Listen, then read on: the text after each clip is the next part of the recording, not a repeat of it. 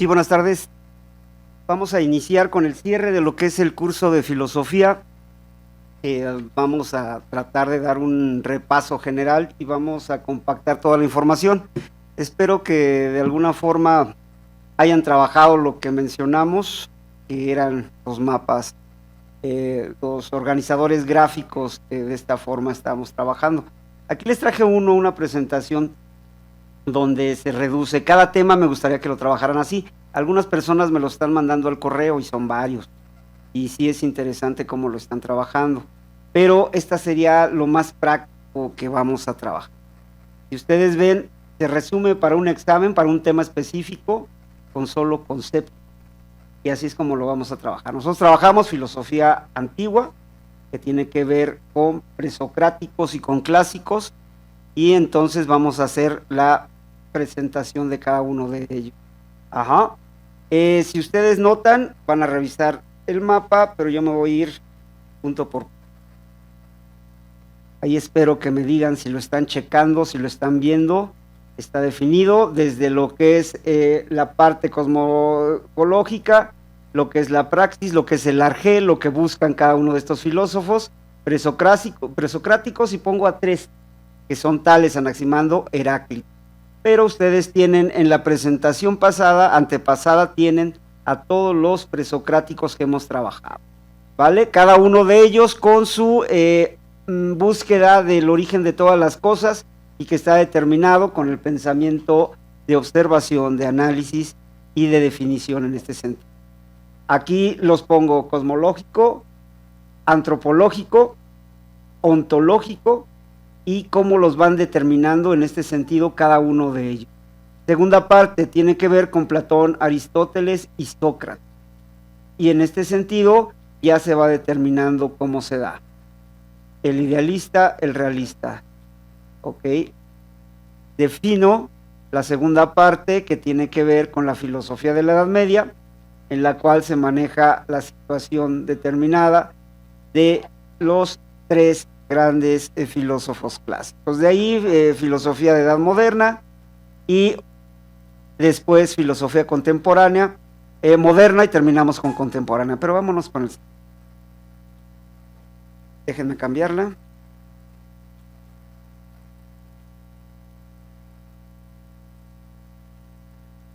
Ahí empezamos. Vámonos con el repaso general y vamos a ir trabajándolo así. Filosofía en la Edad Antigua. 5 periodos. Que se manejan arriba. Cosmológico, que es la filosofía de la naturaleza y que de alguna forma durante esta etapa lo que se maneja es hallar el principio, los principios constitutivos que expliquen el origen de la naturaleza o el origen de todas las cosas en este sentido. Y para esto tenemos a Tales, Anaximandro, Anaxímenes, Heráclito, Parménides, Pitágoras. Estos sí los tienen todos. Cada uno de ellos busca ¿qué? Busca el origen de todas las cosas, llamado arjé o arché. Y en este sentido, ustedes ya los presocráticos. Este es un repaso, va a ser general porque tenemos que empezar con el último tema. Para que no estén preguntando a dónde vamos. Cambiar.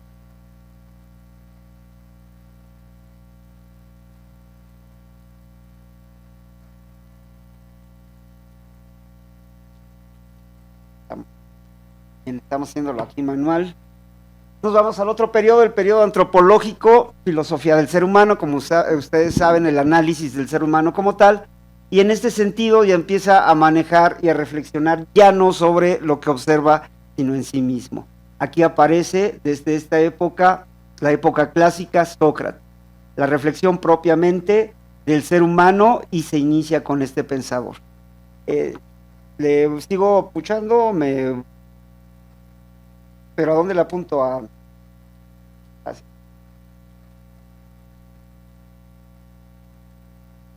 Ok, perdón, aquí unas situaciones aquí de técnica. Ok, Platón y Aristóteles, filosofía griega, ya vimos a Sócrates, características específicas de estos dos pensadores.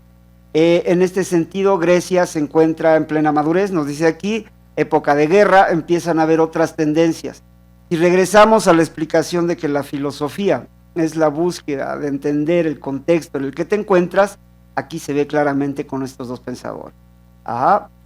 Pensamientos o temas de la disciplina manejan la ontología, que es el ser, el conocimiento, que es la epistemología, la cosmología o física, que de alguna forma tiene que ver con lo que viene siendo la metafísica, o la ontología, la ética, la política, que por cierto, la ética es la que empezamos a trabajar el día de hoy, este es el cierre, y la lógica.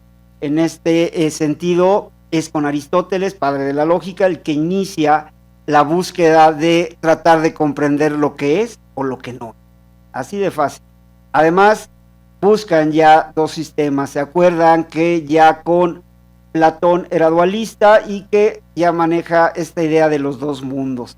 Estos dos mundos específicos, que es el inteligible y que es el mundo sensible. El mundo material, el mundo subjetivo, el mundo que no se ve. ¿Ok? Platón, que atribuye este valor a las ideas, es su teoría de las ideas, y lo que es Aristóteles, que le da más validez a la situación de la experiencia, es decir, a partir de los sentidos.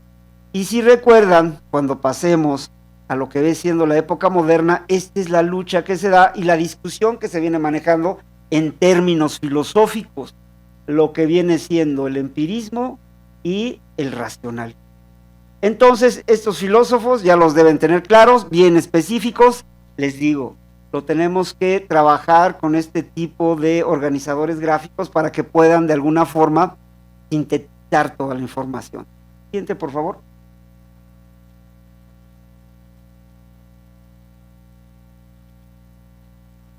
La siguiente etapa que manejamos, ¿se acuerdan? Dos partes, escolástica, patrística. Primero que nada, la patrística, la etapa de la época de los padres de la iglesia. Y en ese sentido, lo que buscan es recuperar a lo que vienen siendo los dos más importantes clásicos, que es Platón y que es Aristóteles. Y en este sentido, con San Agustín, en la primera etapa, que es la patrística, se va a dar la recuperación de Platón. Neoplatonismo le llaman. Esta corriente aparece también todavía en la época contemporánea. Entonces, ¿cuál es el objetivo de esta filosofía en la Edad Media? El objetivo principal es tratar de buscar una relación entre lo que es la razón y la fe, entre filosofía y teología. Es decir, el análisis, el estudio de Dios con el estudio de la realidad, y lo podemos mencionar así. Estas dos grandes corrientes ya las mencioné, pero se las pasamos rápidamente. Siguiente, por favor. Sería la primera, que sería la patrística, que se da en esta etapa. Los santos padres, padres de la iglesia, aquí le cambian de alguna forma la función, pero son reflexiones que se dan en la primera etapa de la situación cristiana. Los padres de la iglesia tratan de buscar, con el cambio de pensamiento, encontrar conceptos que tengan que ver con la filosofía y relacionarlos directamente con lo que viene siendo la religión. Aquí Agustín de Hipona, principal representante de la patrística, manéjenlo así. Si van a trabajar de alguna forma los conceptos, empezamos Edad Media, ponemos patrística, ponemos San Agustín y ponemos formular racionalmente dogma en este sentido. Así lo podemos manejar. Y otra línea donde maneje la siguiente, que nos los van a poner ahorita. Siguiente, por favor. La escolástica. Se aplica a quienes de alguna forma ya buscaban manejar los estudios, las universidades como tal, el estudio de la teología. La primera parte no es como teología como tal, aquí ya. En esta etapa escolástica se hacen dos separaciones. La primera tiene que ver con esta situación de hay un acuerdo en común entre lo que viene siendo los que defienden la razón y los que defienden la fe. Aquí recuperan a Platón, pero principalmente destacan estos personajes. Otros personajes que ya están en la iglesia como tal, Pedro Abelardo, que de alguna forma es un personaje que está dentro de lo que es el Vaticano en su momento ya en esta etapa. La alta escolástica, que es la segunda parte de esta etapa. ya son sistemas filosóficos muy, muy complejos, y aquí Aristóteles es el que determina cómo se da la situación. Acuérdense, Aristóteles dice que es más importante el mundo material que el mundo sencillo. Aquí puse a Alberto Magno porque es uno de los personajes que dirigía a toda una comunidad y que ya empieza a destacar con sus ideas. Y Tomás de Aquino es el que recuperamos desde el principio. Aquí nada más cómo se da el fin de lo que es la escolástica, que sería casi el fin de la Edad Media. Siguiente, por favor. Terminamos con lo que es la filosofía antigua, lo que son los presocráticos, los clásicos, y empieza otro tipo de pensamiento. Ajá. Con la Edad Media se le llama el oscurantismo. Todo el poder, a poder se le llama conocimiento, está determinado en una sola parte, que es la Iglesia. Y la Iglesia determina cómo se va dando a cuentagotas todo el conocimiento y solo lo que le conviene a la religión. Y en este sentido aparece lo que habíamos mencionado, el Renacimiento, esta etapa donde se empieza la transición hacia la Edad Moderna. Aparece estudios diferentes, que lo constituye, matemáticas, física principalmente, y descubrimientos geográficos. Por ejemplo, partes de Asia que no se conocían, América, y en este sentido los cambios de pensamiento, es decir, la influencia de estos descubrimientos tecnológicos, políticos y de alguna forma de otro tipo de ver cómo se organiza la sociedad, es decir, la política, en este sentido cambia el pensamiento e inicia con el Renacimiento, donde se pone al hombre al centro. Era Dios en un momento, como se le llama esto, una etapa teocéntrica. Y pasamos a otra etapa que ya viene siendo antropocéntrica. El ser humano está al centro. Los pensamientos religiosos, los pensamientos de Dios, específicamente el católico, o cristiano, mejor dicho, aparecen en este sentido ya cuestionados. En la edad moderna se empieza a cuestionar todo este pensamiento. El conocimiento toma valga la redundancia, varios aspectos en cuanto a lo que es principalmente el conocimiento. Entonces, en este sentido aparecen personajes como René Descartes. Descartes con su plano cartesiano y su duda metódica. Hay que dudar de todo, dice este señor, y empieza la época moderna. Entonces, aquí podemos manejar 4 sistemas que los vamos a reducir de la manera que lo traigo. Adelante, por favor. El racionalismo, les digo, esta etapa, la etapa moderna, es una lucha de encontrar de dónde proviene el conocimiento, y aparecen los racionalistas. Es decir, racionalismo, ¿qué será? Pregunto ahí si hay alguien en el chat, a ver si alguien nos está viendo. Empecemos a generar de alguna forma alguna interacción.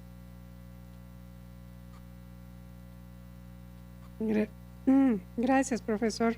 Sí, ya están los alumnos en clase, pero ahorita todavía no tenemos respuestas. Sin embargo, los invitamos a que nos comenten qué es para ustedes el racionalismo.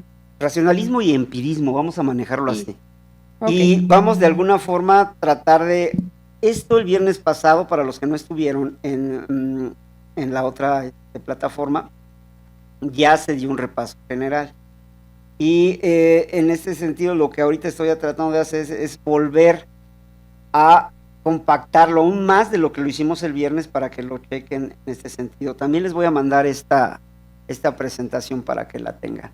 Siguiente, por favor. Gracias, profesor. Nada más le comento, Chinita nos dice, creemos en las cosas que podemos racionar. El racionalismo es la reflexión, es el análisis. Dicen que esa es la parte que nos separa de otros seres vivos, principalmente de los animales. Nosotros, entre comillas, somos personas que razonamos. Yo hacía el ejemplo la semana pasada con otros alumnos de otra edad y manifestaban un ejemplo.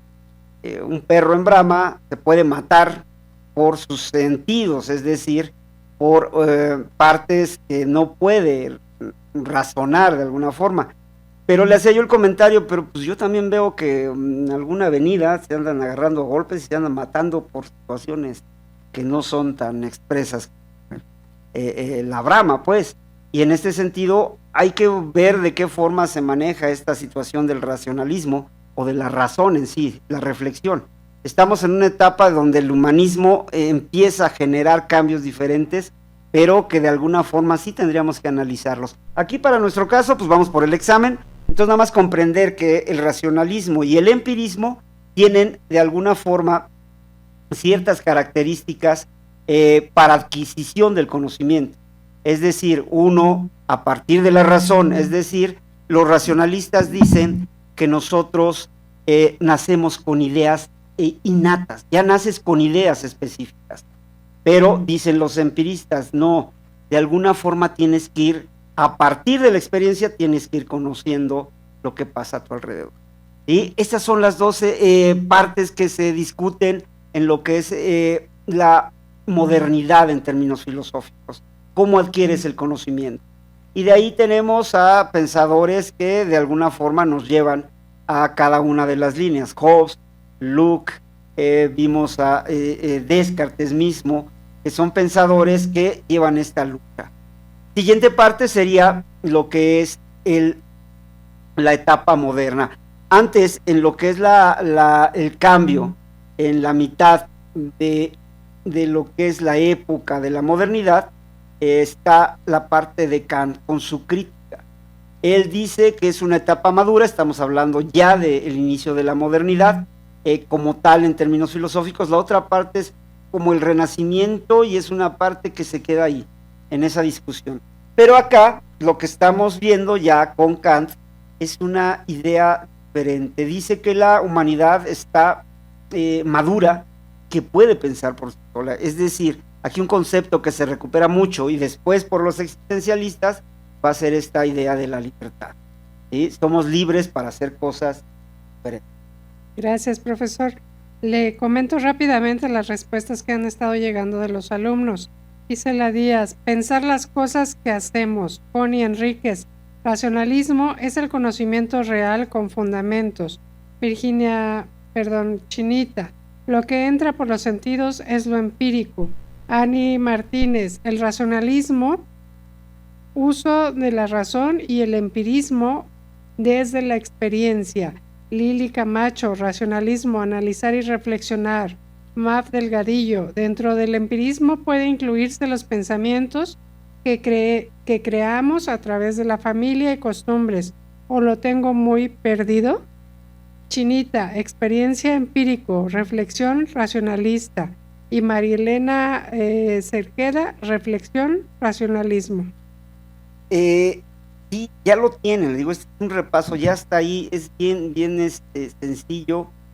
Chequen en la presentación el primer gráfico que está, ahí lo recuperé de alguien, y está compactado, trae algunos anexos, pero yo creo que sí les va a servir. Y la idea que yo les planteé desde un principio es que tienen que hacer el suyo, así a mano, o sea, en una hoja, pongan en el centro filosofía, saquen sus líneas y vayan trabajando estas ideas bajo conceptos nada más. Ajá, entonces aquí vamos a seguir con lo que viene siendo de la época moderna. Vamos a pasar a otra diapositiva. Siguiente, por favor. Criticismo, ya lo vimos, razón pura, que habla de la crítica de la razón, crítica de la razón pura, y de ahí pasamos a la siguiente. ¿Cuál sería la siguiente? Adelante, por favor. El idealismo alemán. Representante principal, ojo, idealismo alemán, Hegel, en su filosofía de la historia, maneja una filosofía de la historia, también maneja etapas, y él busca, yo digo que aquí retoma a Locke, a Hobbes, con esta idea del Estado moderno, y cuál es el papel de la sociedad civil frente al Estado. ¿Se acuerdan que manejamos algunos conceptos de este tipo? Ese Estado. El Estado es ese conjunto de instituciones que equilibran las relaciones dentro de un territorio específico, una sociedad. Ajá. Y de ahí, en este sentido, esas instituciones tienen que, de alguna forma, darle otro énfasis a la sociedad. Este concepto de sociedad civil es totalmente moderno, y en este sentido ya podemos de alguna forma empezar a hablar de lo que se menciona como contemporaneidad. Entonces, esta parte de Hegel, que no aparece en las presentaciones, quiero que la chequen bien porque va a impactar a todos los movimientos revolucionarios que se dieron en la época contemporánea. Desde China, Rusia, yo me atrevo a decir hasta México en este sentido, todos estos cambios desde independencia hasta revolución tienen que ver con este papel del Estado en una sociedad civil. Ya el ciudadano aparece como parte fundamental de lo que hemos estado analizando. Otra cosa que recuperamos de Hegel es la dialéctica, que también es base, que más adelante va a retomarla, y a este sí lo vimos bien, Carlos Marx, con su materialismo histórico. La dialéctica la plantean ya como cambio constante. Todas las etapas, todos los fenómenos sociales van cambiando, tal vez se repitan, pero con cosas diferentes. La siguiente, por favor. Y aquí ya cerramos con lo que habíamos estado, ya veríamos otro tema ahorita, que es la filosofía en la edad contemporánea.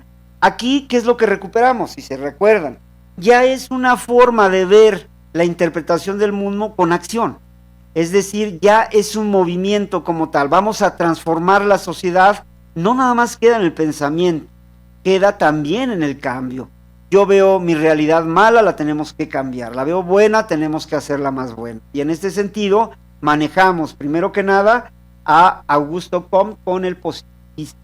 El positivismo es aquella frase célebre de orden y progreso, y que de alguna forma dice que todo debe ser planteado en términos del método científico. Así es como lo plantea Comte. Después, siguiente por favor, aparece Marx, el marxismo, que recoge los elementos de la dialéctica hegeliana, pero los lleva a combinar con la filosofía materialista.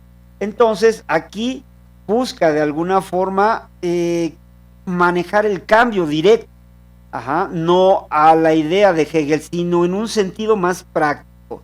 Marx, Engels, representantes principales del marxismo, y nos habla de la lucha de clases, de los modos de producción, y todo esto que va a ser a partir de la dialéctica práctica, cambio constante. Siguiente, por favor. Vitalismo, principal representante Nietzsche, frase, Dios ha muerto. Y en este sentido nos dice, recuperando de alguna forma al mismo Kant con la crítica, nos habla de esta situación que tenemos que ser maduros, pero esa madurez nos va a llevar directamente a hacer nuestros propios. Es una interpretación, hay varias interpretaciones sobre Nietzsche, tiene algunos libros muy, muy importantes, es contemporáneo, si a alguien le interesa puede empezar con el Anticristo, no tiene nada que ver directamente con las películas estas, no, es una situación filosófica y que de alguna forma está muy interesante. Siguiente, por favor. Este es el vitalismo. Existencialismo, es lo que hace el existencialismo, busca tratar de que seamos más individuales, más internos en este sentido. Nosotros debemos valorar lo que vivimos y dejarlo, la esencia, es decir, lo que algunos dicen que es alma, que es espíritu, dejarlo para otro espacio. Aquí debes de valorar tu existencia. Y en este sentido, por eso su nombre tiene un gran valor existencialista, lo que somos, quiénes somos. Si recuerdan, con Kant maneja de dónde venimos, quiénes somos y a dónde vamos. Aquí la idea es reflexionar sobre la existencia del ser humano. Entonces, aquí es más importante lo que vivimos a lo que de alguna forma reflexionamos. La praxis frente a la teoría, así de sencillo. La libertad frente a la determinación. Son frases del existencialismo. Y aquí les pongo algunos autores del existencialismo. Sartre y Camus son los más leídos, no sé si los más importantes, pero sí de alguna forma son los más leídos. La filosofía analítica, nos pasamos esa, por favor. Nos pasamos 2. Ahí. En este sentido, empiezan a haber tipos de corrientes, así como en la época moderna aparecen corrientes como el empirismo, como el racionalismo, como el idealismo, muchos que ya deben de tener una hojita ahí, si no la mando al rato, mándenme a decir si sí tienen esta hoja donde vienen muchas corrientes filosóficas, vienen compactadas su nombre y viene una explicación breve. Si no la tienen, se las voy a mandar. Entonces, pero mándenme a decir, por favor, ya la tienen, no tiene caso. En este sentido, la escuela de Frankfurt es una de las que más se recuperan. Hay otra, la llamada escuela de Chicago, pero esta es la que yo creo que se tiene que recuperar. Hacen una combinación y un análisis de la sociedad, le llaman postindustrial. Revolución industrial que se da en otra época, pero que aquí ya cambia este sentido. Es una razón instrumental. La razón, es decir, el análisis y la reflexión está basada en una situación totalmente industrial. Eso es lo que manejan ellos. Horkheimer, Marcuse, Habermas, aquí hay mucho sociólogo, por cierto, en la escuela de Frankfurt, y continuamos. La siguiente, por favor. Sí. Gracias, profesor. Nada más para comentarle que dicen sus alumnos que no tienen la hoja, que si se las puede compartir en el chat más tarde, por favor. Yo creo que sí la tienen, pero bueno, ya ven.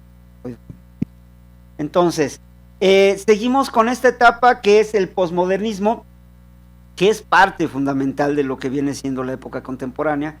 Le ponen posmodernismo porque de alguna forma recuperan a los contemporáneos y los llevan, según ellos, a otro nivel, pero aparecen otro tipo de movimientos, y movimientos que tienen que ver de alguna forma ya con otros espacios, la cultura, la tecnología, los medios de comunicación, el arte, todos estos son representados de alguna forma como algo que nosotros tenemos ya, estamos inmersos dentro de esto.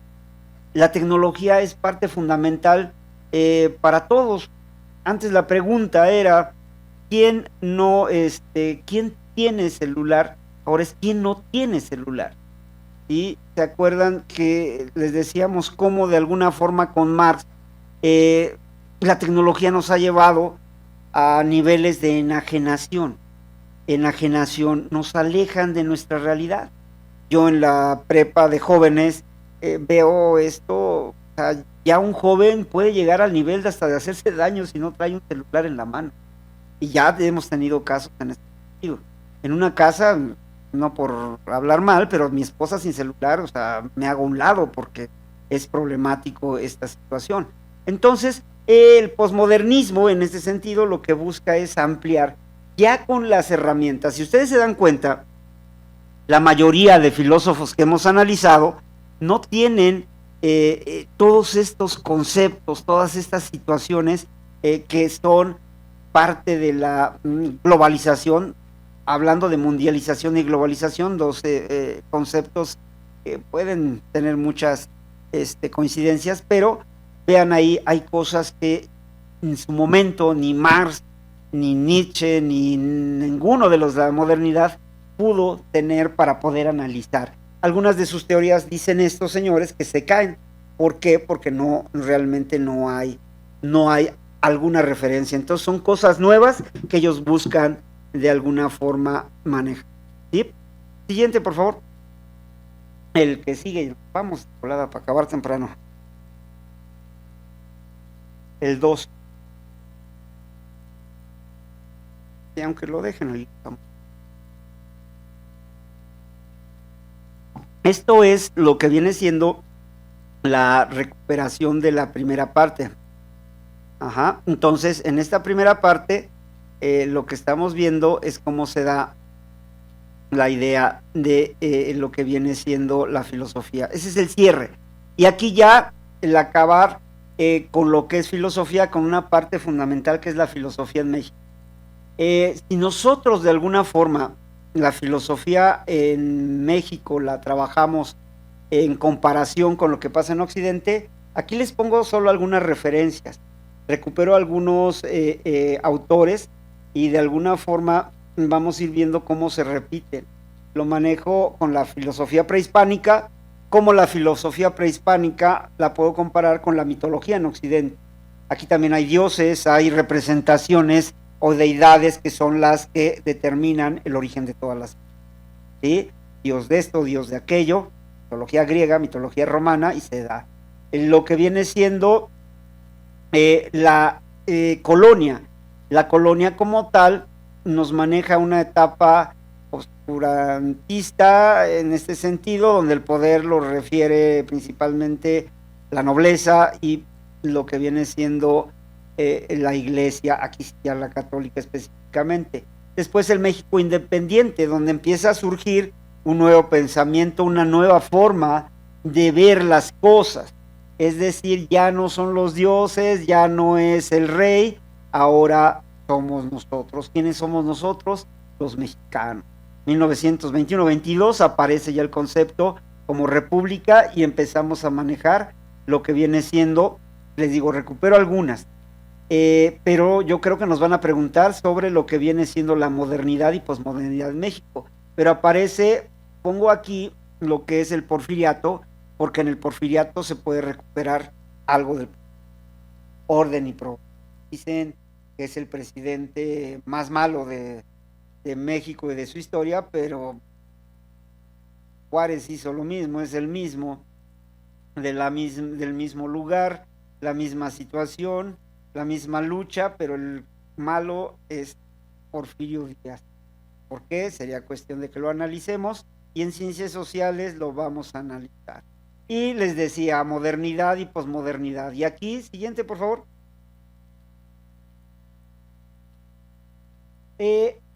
Pongo principalmente a lo que es Vasconcelos. Vasconcelos como tal, de alguna forma, nos busca recuperar lo que viene siendo la situación de la identidad. Todos estos de la época, estos son los que nos pueden preguntar, ¿eh? Primero que nada yo pongo a Vasconcelos, pero hay otros anteriores que ahorita los vamos a recuperar, pero por ejemplo, tiene que ver Vasconcelos con la educación en México. Obras principales de Vasconcelos, La raza cósmica, Unión de razas y culturas, empiezan a tratar de recuperar una identidad que no se dio en varios siglos. ¿Qué somos como mexicanos? ¿Quiénes somos? ¿De dónde venimos? Y en este sentido, les digo, Vasconcelos con su raza cósmica, ahí venía una pregunta en la guía donde, valga la redundancia, preguntan sobre algunos de estos que estoy mencionando y pongo otros para que los tengamos como referencia. Entonces, sus obras, La raza cósmica, él se enfoca principalmente a lo que somos nosotros como mestizos y cómo somos la base de lo que surge de este concepto llamado mexicanidad. Normalmente nosotros cuando nos preguntan por qué eres mexicano, podemos hacer un campo semántico ahí medio raro, ¿no? Porque me gusta esto, me gusta aquello, soy así, soy de otra forma, pero no hay una concepción real. Según yo, Vasconcelos sí lo maneja en otro sentido, pero de la mexicanidad como tal. Él empieza con esta situación. Ahí pongo algunos libros que maneja teoría del ritmo y el monismo estético. Esta del monismo estético retoma algo de lo que viene siendo la parte de la cultura mestiza, pero en términos estéticos. Saben que es una rama de la filosofía y de cómo influye en las sociedades. Esta venía en la guía. Siguiente, por favor. Por cierto, hablando de lectura, Chinita comenta, profesor mexicano, me encanta leer a Leopoldo Sea. Ahí viene, ahí ahorita vamos a ir con Leopoldo Sea. Leopoldo Sea es reconocido como filósofo, pero también como sociólogo, entonces y es interesante cómo verlo. Pero este señor, Octavio Paz, es de los más contemporáneos, es un premio Nobel, entonces es importante retomarlo, nos pueden preguntar algo de él, ¿no? Fue político, manejaba de algún sentido intentos de cambiar la forma de que se daba política en el país, pero principalmente reconocido por sus elementos en literatura. Sus principales obras, pues ustedes las deben saber, ¿no? Octavio Paz, la más reconocida, según yo, El laberinto de la soledad. Y en El laberinto de la soledad se maneja una recuperación precisamente también de la identidad, de lo que somos como sociedad mexicana. Ahí me acuerdo mucho cómo maneja esta situación del concepto de la chingada. Entonces, así maneja el concepto. O sea, ¿por qué la ofensa mayor para un mexicano es que es un hijo? Porque retoma esta situación de la madre, de toda esta idea recuperada del mexicano como tal. Él empieza hablando de Los Ángeles, no sé si han leído esta obra, pero de alguna forma es un referente en términos de literatura, pero en filosofía política también. Ahí van a ver algunas de sus obras. La que yo creo que la más importante, ojo, es la del laberinto de la soledad. Siguiente, por favor. Sin embargo, hace un comentario también Chinita, dice que Leopoldo sea más literato político que filósofo. Y en cuanto a Octavio Paz, dice que Piedra del Sol le encanta. Este es diferente, ¿no? Se están dando los datos. Bueno, ahí aparece. Pero bueno, y en este sentido, otro que nos pueden preguntar también es Samuel Ramos. Él es existencialista, entonces es más en términos de psicología y empieza a hablar en sentido de cultura entendida como, otra vez, si ustedes notan, todos llevan una línea, llevan una forma de recuperación de lo que viene siendo la identidad del mexicano. ¿Quiénes somos? ¿Dónde estamos? ¿Hacia dónde vamos? ¿Cómo cambiar las cosas en este sentido? Este pensador se adentra en una situación de análisis ontológico del ser, pero también del pensar mexicano. Y encuentra de alguna forma, el mexicano, ustedes se dan cuenta, tiene una forma de ver el mundo, al igual que Samuel Ramos, diferente. Y no somos el clásico personaje noruego, europeo, ojalá fuéramos así, pero tenemos tan solo con la idea de la muerte. Es algo bien, bien diferente. Y cómo nos vemos, cómo somos, ¿no? Su obra más famosa, El perfil del hombre y la cultura en México, la más famosa, así como decía la compañera ahorita, hay obras que a lo mejor las consideramos mejores, pero las más reconocidas, por eso yo decía El laberinto de la soledad, es más reconocida que la que mencionaba ya de Piedra del Sol.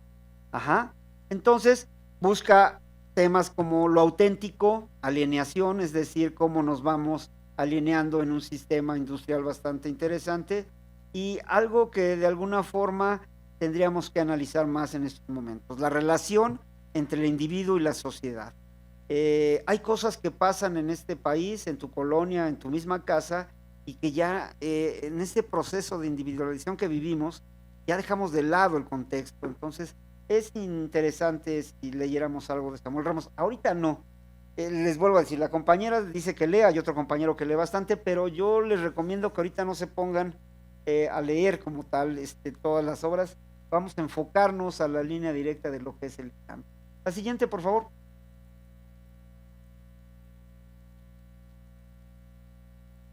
Adolfo Sánchez Vázquez. Este señor también como sociólogo, como personaje intelectual, buscó la manera de entender cómo se pueden relacionar en términos estéticos en México la filosofía y el arte.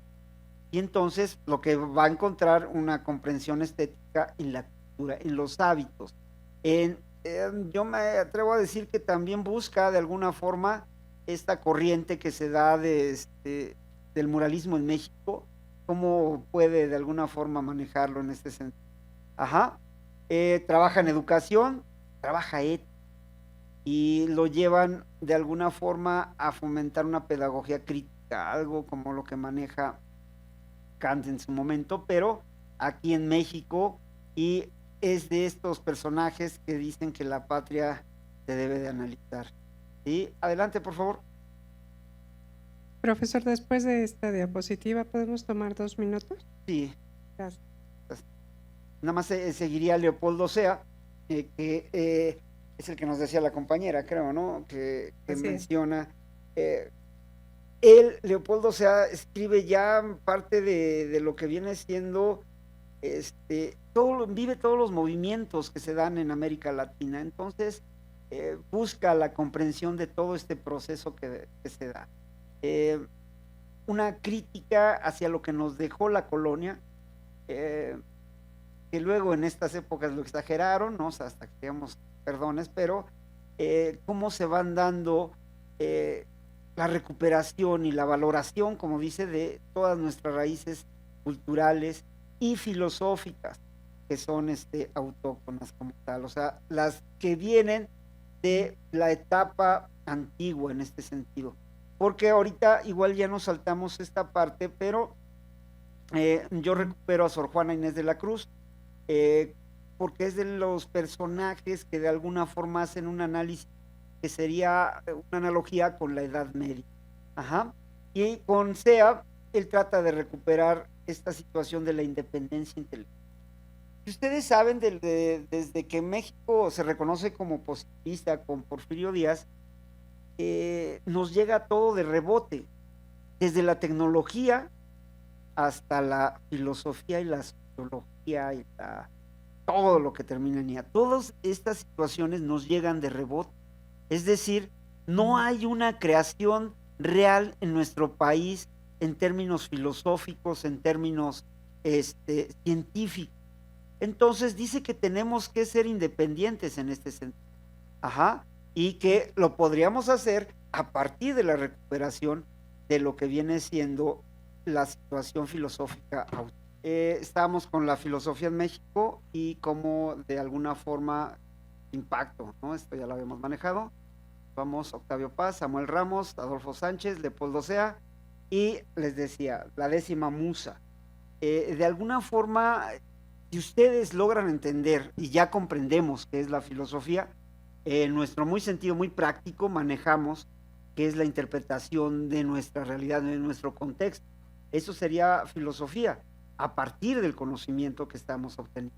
Entonces, Sor Juana, en su momento, yo creo que fue una filósofa maravillosa, ¿no? Poeta, y de alguna forma, con sus escritos lo podemos ver. Nos habla de la naturaleza del conocimiento, nos habla de Dios, Edad Media, hagan la analogía, la comparación, de moralidad, es decir, lo que consideramos bueno, maldad, bondad en su momento. Nos habla de política en algunas partes de algunos escritos, estética, algo que de alguna forma también es una situación de transformación en género. Ajá. La educación necesaria también para las mujeres, y en género, pues hombres necios que ajustáis a la mujer sin razón, sin saber que soy, y me puedo seguir, pero la idea es que recuerden cómo de alguna forma esta mujer sí hace una reflexión filosófica en toda su producción literaria. Por eso cuando nosotros vemos Humanidades, en Humanidades acuérdense que la última parte que van a ver con Minerva tiene que ver con literatura. ¿Ok? Entonces, es difícil que nos pregunten, yo la puse ahí como referencia, va más sobre los actuales, sobre Ramos, sobre Paz, sean sobre de ellos, pero quiero que la tengan ahí como referencia. ¿Y quieres comentar algo? No. Ah, ok, con Minerva, perdón. Ok. Es comunicación, dice la licenciada. Ajá, entonces, otro de los que nos pueden preguntar, Antonio Caso. Ajá, Antonio Caso es de los personajes ya del siglo XX que estudia de alguna forma la situación específica de las inquietudes ya intelectuales. Y, ojo, aquí el famoso Ateneo de la Juventud, que ahí estaban, de estos que mencionamos, ahí están presentes en un ambiente intelectual y político que cuestiona estas situaciones en términos políticos y filosófico. El problema de México, la persona humana, el Estado totalitario, situación sobre los valores, algunos de los libros que maneja el señor Antonio Castro. ¿Ok? Bien. Se termina aquí, pasamos a la siguiente, por favor. Ya aquí cerraríamos con lo que es filosofía, sin problema. Ya filosofía lo vamos a ver al cierre y vamos a trabajar con lo que es nuestra guía y vamos a ir nada más recuperando algunas. Empezamos con otra situación. Quiero que aquí tiene un seguimiento, pero de alguna forma sí tenemos que cambiar el chip. Ya no son las etapas, ya no son los pensadores, ya vamos más encaminados a otra idea, a otra conformación en términos individuales y sociales. Vamos a hablar aquí de lo que es ética, moral, de algunos conceptos bien determinados, ¿sí? Conceptos que tienen que ver directamente cómo es la conducta de las personas en sociedad. Ajá. De aquí el viernes ya no haríamos el repaso como tal en términos de filosofía, haríamos un repaso en términos ya directamente de lo que viene siendo la ética, para que de alguna forma se vayan preparando. Ahorita sí, los que gusten pueden empezar con los temas, les mandé la primera muestra, revísenla. Ahí la encontré con San Google, pero ustedes pueden armarse sus organizadores gráficos. Si no lo quieren así, con términos conceptuales, lo pueden trabajar con mapas de llaves. Les gusta dibujar, dicen que 3 formas de aprendizaje, puede ser una situación visual, pero háganlo. Compacten toda la información y cuando contestemos la guía, esa guía del Ceneval, ampliada de alguna forma, van a ver que vamos a manejarlo de una manera. ¿Ok? Empezamos. Ya espero que ya hayan cambiado el chip. Se acabó filosofía como tal, pero abarcamos una rama de la filosofía. ¿Vale? Ética. ¿Qué es la ética? Aquí vamos a empezar. Me gustaría que empezáramos a generar más interacción, que estén más activos de alguna forma y que lo manejemos como debería haber sido en presencial, pero aquí estamos, ¿vale? ¿Qué será ética? Muchos usamos este concepto en términos de cotidianidad. Esa persona no es ética, no está actuando éticamente. El gobierno no es ético, las empresas no son éticas, no hay ética en este país. No sé en dónde se desenvuelvan ustedes, situaciones laborales, las familias, tipos de familia, pero este concepto sí es muy recurrente. Pero, ¿qué será? Estoy haciendo tiempo para alguien que es la ética para ellos. Recuerden que esta es una situación casi personal, no es una idea que me busquen ahorita en el diccionario o en Google y que me digan, la ética es esto, por esto, por esto. No, ¿qué entendemos? Y poco a poco vamos a ir trabajando y cambiando la perspectiva de nuestra concepción.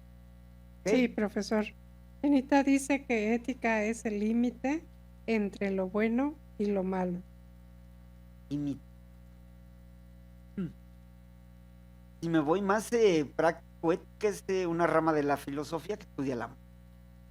Así como que manejar el límite entre lo bueno y lo malo, ¿habrá un límite? Ese es lo que vamos a ver bien por esta definición. Ajá, entonces, ¿qué será? A ver, vamos a la diapositiva. Es ética, del griego costumbre, una disciplina filosófica que estudia los actos humanos, estudia los actos, estudia la moral, estudia hechos morales, son actos humanos libres. ¿Por qué?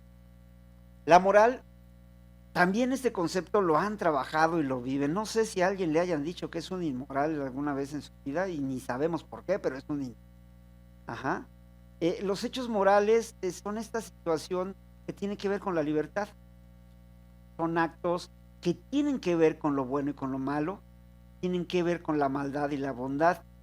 Entonces la ética estudia esto. Ahí estoy tratando de analizar lo que me contestan aquí, un límite entre lo bueno y lo malo. Podría manejarse como límite cuando realmente lo que está estudiando son normas. Ajá. La ética no es un límite.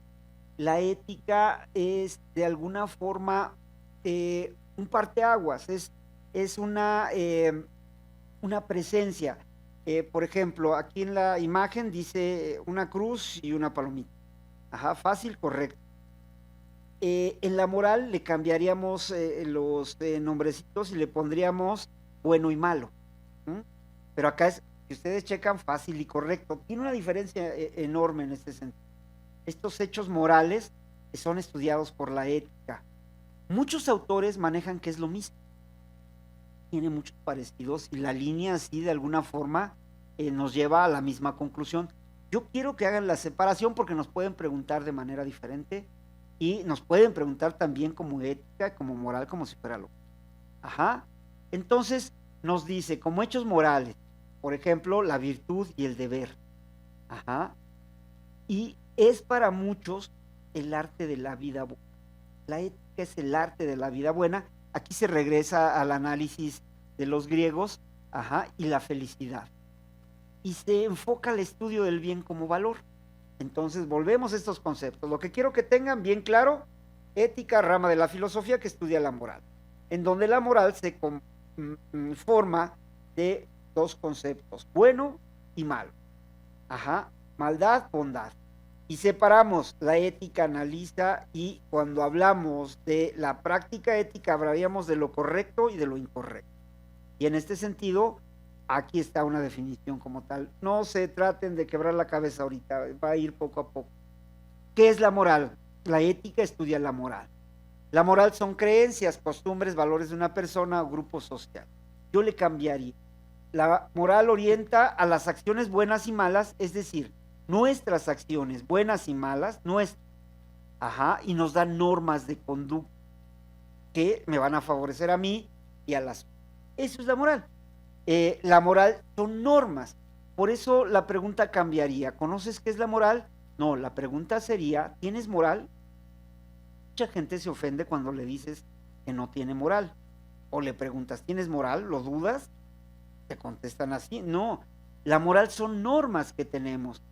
Normas en términos bien definidos. Para esto, al final, lo reforzamos con dos tipos de normas. Existen 4 tipos de normas que podríamos manejar aquí. Recuerden, somos seres normativos. Aunque no quieran ustedes cumplir con las normas, las tienen que cumplir. Ajá, porque vivimos en una sociedad de normas, en un contexto de normas. Las normas que generalmente manejaríamos serían ¿cuáles? Las normas morales principalmente, que son aquellas que nos tratan de inculcar o limitar, decía la compañera, pero no, más bien de equilibrar, nos tratan de equilibrar entre las acciones buenas y malas. Esa es la moral. Esas normas que nos van inculcando desde la familia, desde la escuela, desde el contexto en el que vives y que de alguna forma tratan de equilibrar tu acción en términos buenos y malos. Lo que tú consideras bueno o malo. Aquí otra diferencia. La ética no es lo que consideras, es lo que es. Ajá. La moral sí es lo que tú consideras. Por ejemplo, de alguna forma, estas normas que tienes en tu casa, que tienes en tu sociedad, dan pauta precisamente para que tú vayas generando una realización personal. Nosotros consideramos tres tipos de personas en términos de moral, pero antes, estamos con las normas morales, seguimos con las normas jurídicas. Tienes normas morales de cajón, también tienes normas jurídicas por supuesto. Ajá, hay normas que de alguna forma determinan que la sociedad considera que estás haciendo algo incorrecto o malo. Y tiene un castigo específico, explícito, y que determina que te puedes ir a la cárcel o pagar algo, o ya muy exageradamente te vamos a dar castigo. Normas jurídicas, leyes específicas, claro. Llevamos dos normas, normas morales y normas. Normas, ¿sí? Precisamente Juan Ignacio Torrero comenta, sociales, jurídicas, morales y religiosas. Son las 4 que hemos mencionado de alguna forma en estos cursos, y entonces estamos con las jurídicas. Son las únicas que yo creo que son las únicas que tienen castigo, ¿no? En algún momento las religiosas pues tuvieron toda esta idea de la violencia como tal, pero serían estas. Son morales, son jurídicas, sociales. En la sociedad tenemos ciertas normas, tienen que ver con la educación, realmente tienen que ver con la educación. Por favor, gracias. Son algunas ideas que van transmitiéndose de generación en generación y en la sociedad empiezan a permear. Eso tiene que ver con la educación. Y las religiosas, ¿por qué mencionar las religiosas? Los que dice el compañero. ¿Por qué mencionarlas? Porque de alguna forma la mayoría de personas en el mundo, más en América, en México, o sea, el 99.9, pues tienen una creencia religiosa o pertenecen a una iglesia. Habemos pocos que zafamos de eso, pero están ahí presentes, ¿no? O sea, están presentes de todo. O sea, tú vas al Zócalo y encuentras muchos dioses ahí. Están bien presentes ahí. Si te vas al Templo Mayor, si te vas a la Catedral, te vas a Palacio, encuentras ahí una situación un poquito complicada, pero por eso mencionamos las normas religiosas. Ajá. El ser humano, para continuar con la moral, siempre por naturaleza tiende a hacer cosas que son compartidas por nuestros grupos. Ajá. Ojo, otra vez, tiene conciencia, es lo que nos separa, la razón de alguna forma. Nosotros somos diferentes a los animales. ¿Por qué?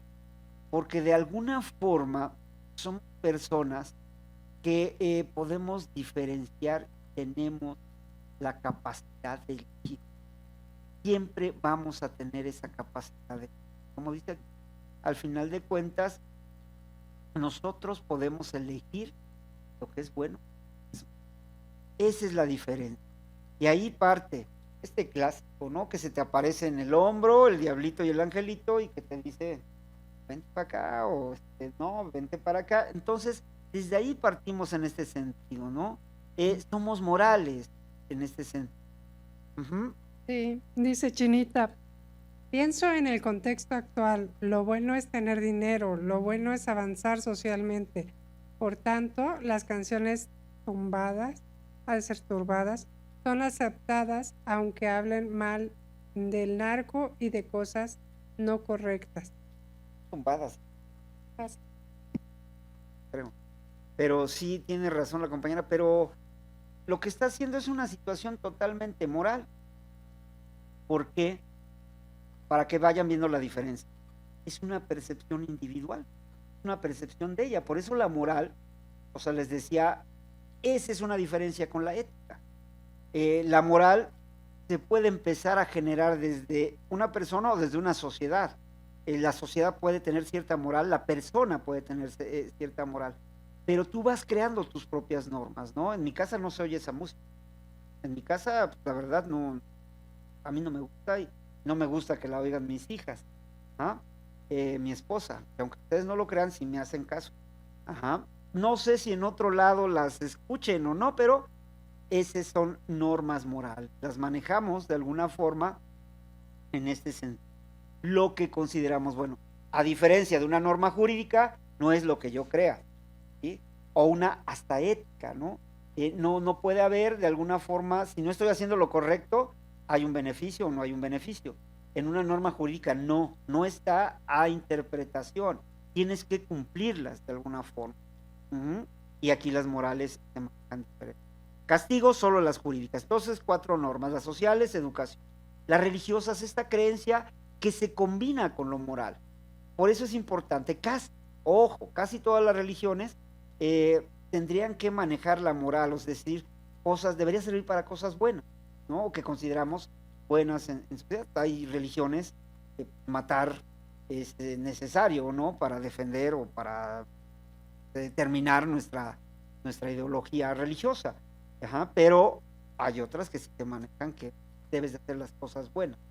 Ajá. Entonces, 4 normas en este sentido. Entonces ya tenemos ética y moral. La siguiente, por favor, manejaríamos la siguiente diapositiva, que nos iríamos con otra parte fundamental. Dice Juan Ignacio, profe, hay otras dos normas como la lingüística y las familiares, porque no se nombran como las otras 4. Las familiares entran dentro de las morales y también dentro de las normas jurídicas, ¿no? Hay ciertas reglas que se basan en la familia. O sea, la moral, la base es la familia. Es decir, tú vas a educar. Cuando nosotros educamos a los hijos, siempre manejamos esos conceptos. Aunque los estemos echando a perder completamente, pero siempre decimos que los estamos educando bien. Ajá. Y esa es la búsqueda precisamente de las morales en sociedad. Que tú de alguna forma eduques a tus hijos. Ahí entran las normas familiares. Las otras que mencionaba, ¿cuáles eran? Las normas, las lingüísticas. Ya son más en una práctica social que tendría que ver más con la ética, ¿no? Hablar correctamente o con lo social, precisamente. Porque si tú vas a aquí a la Guerrero, pues pueden hablar de alguna forma y tienes que respetar algunas situaciones de estas. Son normas internas, entran precisamente dentro del contexto, dentro de la cultura que realmente nos manifiesta el contexto. Ajá, si vas a un pueblo X, entonces las normas lingüísticas podrían entrar dentro de las sociales y creo que sin problema lo podríamos a nuestro caso vamos a manejar esas 4. Son las normas jurídicas, sociales, religiosas y morales, que son las que nos interesan. ¿Ah? Gracias, profesor. Ani Martínez, la moral sería diferenciar lo que bueno y malo siguiendo las normas de las creencias y costumbres que vamos adquiriendo conforme vamos creciendo. Y Juan Ignacio le dice, gracias, profe. Sí, sí, son esas normas, o sea, te van de alguna forma llevando hacia el bien, hacia la misma felicidad, decían los griegos antiguamente. Si tú cumples con las normas, que ya vamos al caso particular, las normas morales, pues vas a ser un hombre de bien. Ajá, y vas a manejarlo. Vámonos con los conceptos básicos de la ética para avanzarle en este sentido. Para poder entender la concepción de la ética, y así no la vamos a llevar con conceptos hasta llegar a democracia, debemos manejar algunos que determinan. Yo voy a poner desde ahorita una definición sencilla. Ética es hacer lo correcto. Así, después la vamos a ir acabando esta definición. Y moral es hacer lo que consideras bueno o malo. Es diferente, vean la diferencia. Entonces, para hablar de ética, podemos hablar primero de la situación de la identidad. ¿Por qué? Porque la conducta de los seres humanos está basada precisamente en nuestra identidad. La identidad son características que son definidas de una persona bajo ciertas normas o de un grupo social. Es decir, la identidad del mexicano nos habla de alguna forma de toda la sociedad. La de una persona, de Laura, de Alonso, nos hablan de esas características propias de una persona. Esas características pueden ser físicas, pueden ser sociales, pueden ser hasta emocionales, ahora que está de moda eso. Permiten que nos distinguen de los demás. Yo mido una estatura, tengo un color, tengo pelo, eso diferencia. Habrá alguien que no tenga pelo, habrá alguien que sea más güero, bueno, muchos, habrá alguien que sea más negro todavía, entonces ya te da ciertas características físicas. Entonces, eso es lo que viene siendo la identidad. La identidad de un pueblo se puede relacionar con estas características físicas, pero también otras que vamos a ver ahorita. Entonces, la concepción que tiene una persona o colectivo sobre sí mismo en relación con otro. Identidad, aquí quiero que la separemos en dos. Identidad personal e identidad colectiva. Nos pueden preguntar algo de eso. La identidad colectiva tiene que ver con mis características individuales. ¿Cómo me concibo yo ante la sociedad? Entonces, la identidad es aquello que te permite separarte, ojo, pero también te puede, si hablamos de colectividad, volverte parte del grupo. Pero a partir de eso te puede separar. La siguiente, por favor.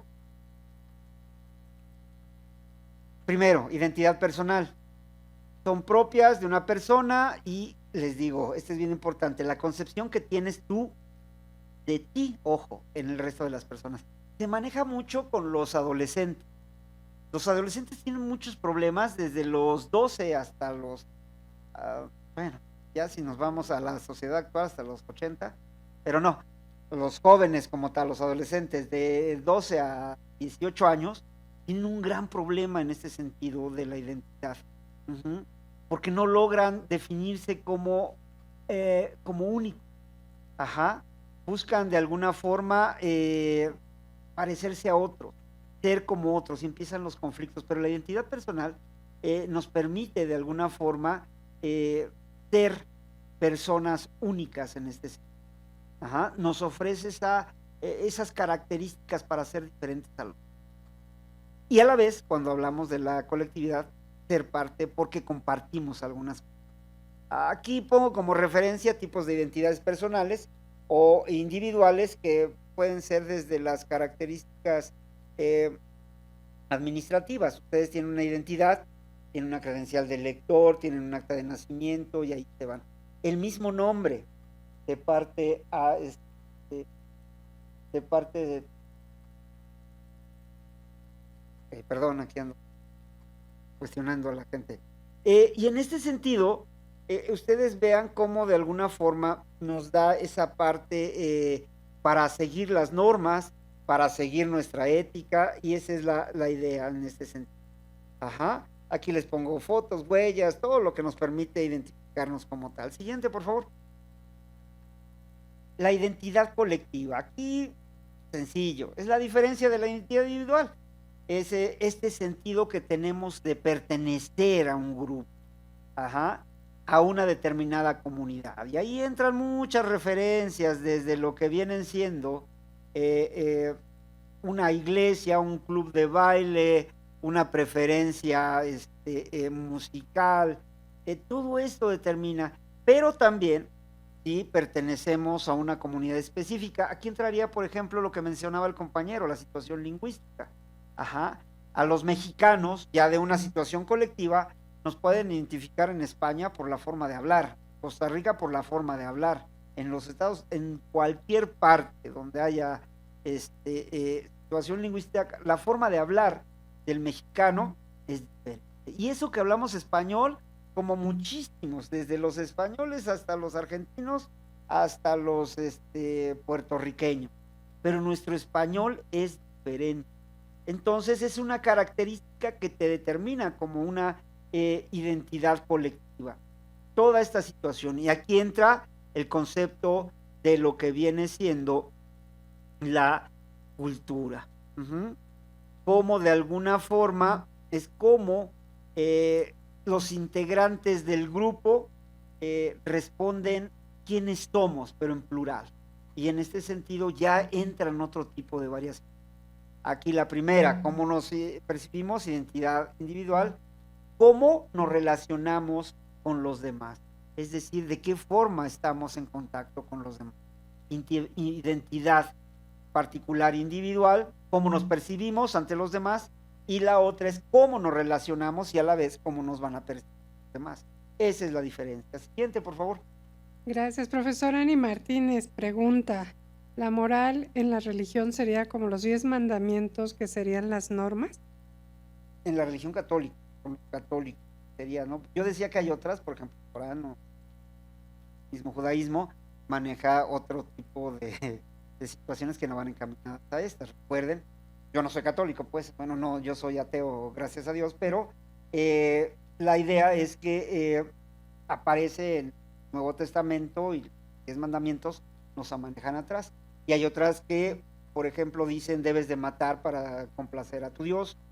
Hay diferencias, pero sí estas serían normas morales que se manejan en. ¿Ok? Aquí nada más les pongo la separación para que tengamos más o menos definido qué es una identidad individual y qué es una identidad colectiva. Esto sería. Nos vamos a la otra para ya mover rápido esto. La siguiente. Otros 3 conceptos importantísimos, y creo que con esto nos quedamos. Igualdad, equidad y justicia son parte de la situación ética de las personas, cómo actuar correctamente. La igualdad, la equidad y la justicia. La igualdad, esto es sencillísimo, y ustedes como personas morales, porque me faltó esa diferenciación, personas morales, hago un paréntesis para regresarnos en lo que habíamos dicho al principio. Las personas morales son aquellas que cumplen las normas, estamos hablando de moral, conocen las normas y las cumplen, esas son las personas morales. Las personas inmorales, ¿cuáles serían las personas inmorales? Ahorita lo dejo, abro el paréntesis. Igualdad, equidad y justicia. Si alguien me contesta que es una persona inmoral, adelante. Ajá, y si hay otro tipo de personas. Y yo sigo con esto. Igualdad, equidad y justicia. La igualdad, disposición de tratar a todos los ciudadanos del mismo modo. Es decir, si te doy un peso en un programa social, a todos les doy un peso. Esa es igualdad. No hay ninguna otra situación. Esta es la idea que se trata en términos de sistema de gobierno. Esa es la igualdad, parejo para todos. ¿Qué es la equidad? Un concepto que se va a manejar en esta idea de lo que es la ética y el amor. Ajá, es la capacidad de ser justos, ahí ya entra el otro concepto, o de impartir justicia partiendo del principio de la igualdad. Partimos de que todos tienen lo mismo. Aquí les vamos a todos a dar, los que están en el curso, 100 pesos. ¿Por qué? Porque no han comido. Pero hay una persona que realmente no los necesita y a lo mejor, no creo que lo diga, pero a lo mejor dice, yo no quiero los 100 pesos, mejor dénselo a aquel que lo necesita más. Eso sería equidad. Programas, por ejemplo, Liconza, una mujer que tiene 5 hijos, recibe 3, 4 bolsas de leche Liconza, porque ya ni es. Y una persona que nada más tiene uno, recibe menos. Eso es equidad. A cada quien sus necesidades individuales, ojo, pero partiendo del principio igual. Todos recibimos lo mismo. Unos pueden recibir más. Ajá, no menos, pueden recibir más. Entonces, igualdad y equidad, principios que tienen que ver ya con un concepto como ciudadanía. Ok, profesor Juan Ignacio dice, igualdad sería sin discriminación. Y Ani Martínez dice, la identidad colectiva sería el grupo social al que se puede pertenecer teniendo cosas en común con ese grupo. Y pues les recuerdo a los alumnos que el profesor preguntó qué es una persona inmoral. Ah, Miguel Ángel acaba de contestar, persona inmoral, sin valores ni ética personal. Ay, está muy ofensiva pues, pero creo que inmoral viene siendo la persona que conoce las normas y no las cumple. Así de sencillo. Una persona moral conoce las reglas, las cumple. Una inmoral conoce las reglas y no las cumple. Nosotros tenemos algo de moral. ¿Sí?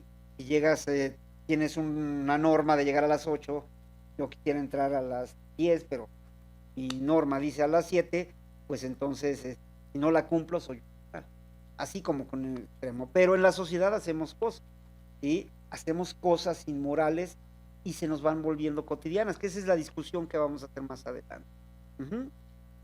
Seguimos con lo de igualdad y equidad para llegar precisamente. La diferencia entre igualdad y equidad es que con la igualdad la justicia se aplica a todos, la justicia, mientras que la equidad se pueden hacer excepciones, siempre cuando no se comprometa el sistema. No sé si haya muchos en el chat, pero sí también me gustaría preguntarles si creen que sea necesaria la discriminación o que en algunos momentos sea buena la discriminación. No sé, ahí a ver, me voy a seguir con la siguiente, que ahorita lo vemos. Aquí nada más les pongo, vean ustedes, aquí está bien clarito, es clásica de internet.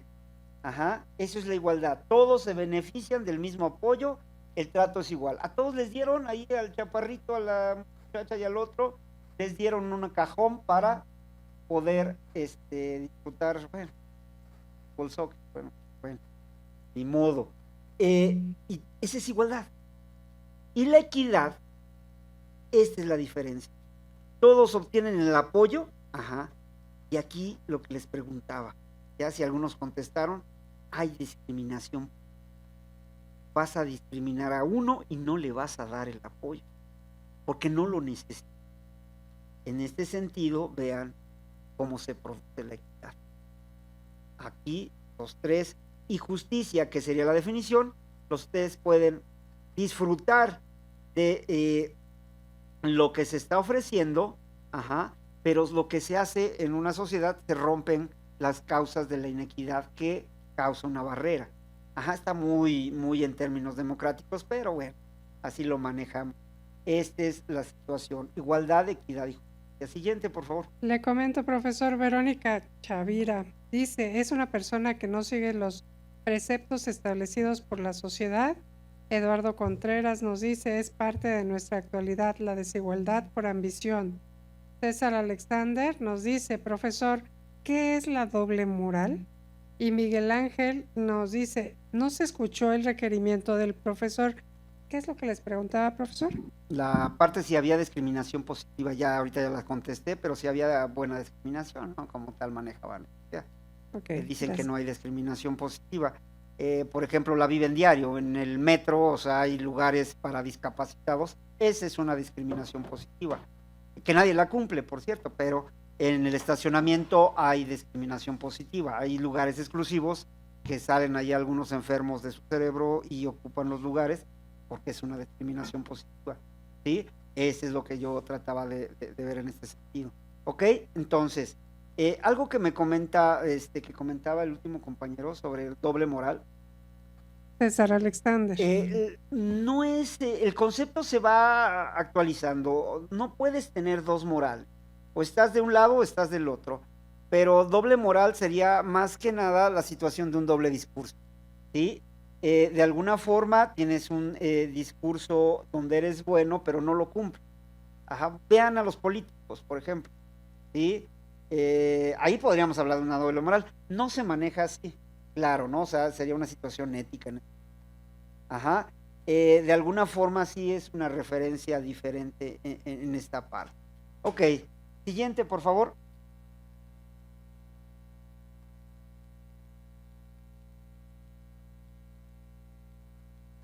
Sí, por favor, la siguiente. ¿Mandé? Pero no se ve acá. Perdón. Ya para terminar, espero que quede claro. De todos modos, el viernes reafirmamos algunas cosas. En esta situación de las normas, se llega a esta situación. Ya manejamos 4. En términos éticos y morales, nos pueden preguntar estos conceptos. Están casi segurísimos de que están en algún lado en el examen. Y son dividir las normas en dos, en la heteronomía y en la autonomía. Es decir, nosotros como personas normativas, es decir, que vivimos bajo ciertas normas, queramos o no queramos, recalco, somos seres autónomos. En este sentido, cuando nosotros tenemos autonomía, podemos de alguna forma tener nuestras propias normas. Esto sería en términos morales. Es decir, yo pienso, siento y actúo. Muchas veces, aquí es el comentario, pienso, siento y actúo. Muchas veces siento y actúo. Y la mayoría de las veces en esta sociedad tan moderna en la que vivimos, nada más sentimos y actuamos. El pienso queda de lado, pero ya tenemos autonomía. Las personas que preguntaba yo hace rato si había personas inmorales, me faltaban unas personas. Son personas morales, inmorales, y hay personas amorales. Prefijo a, sin moral. No la conocen, no conocen las reglas.